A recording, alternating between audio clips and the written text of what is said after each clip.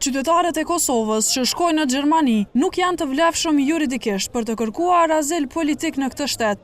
Kjo pasi Gjermania ka shpallur Kosovën si shtet të sigurt dhe diçka e tillë do ta bënte refuzimin e azilit një proces pothuajse automatik për shtetasit e Kosovës.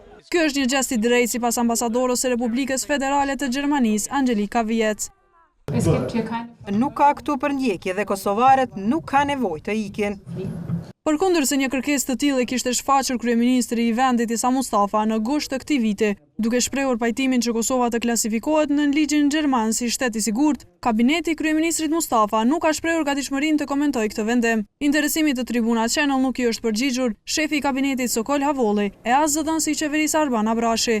Vendimi erdhi pasi që Gjermania të hënën zbuloi planin e parë se si do të merren me fluksin e rritur të refugjatëve që po hyjnë në këtë vend. Në këtë plan, kandidatët për azil nga shtetet e Ballkanit Perëndimor do të qëndrojnë në qendra pritjeje fillestare, ku autoritetet do të ndihmojnë në vendosjen e akomodimeve dimërore për 150.000 njerëz. Kandidatëve që ju është refuzuar kërkesa do të rikthehen në shtetet e tyre të lindjes, më shpejt se në të kaluarën. Sipas të dhënave zyrtare, gati 40% e të gjithë kandidatëve për azil në Gjermani vijnë nga Ballkani.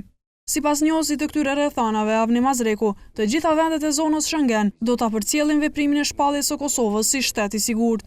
Të gjitha vendet e zonës Schengen janë deklaruar se Kosova dhe vendet e Ballkanit Perëndimor bëjnë pjesë në grupin e vendeve të kualifikuara si vende të sigurta, sepse është fakt, pavarësisht që këto vende nuk kanë stabilitet politik, kanë edhe probleme ekonomike të themi, por në asnjë nga vendet e Ballkanit Perëndimor nuk ka luftë civile.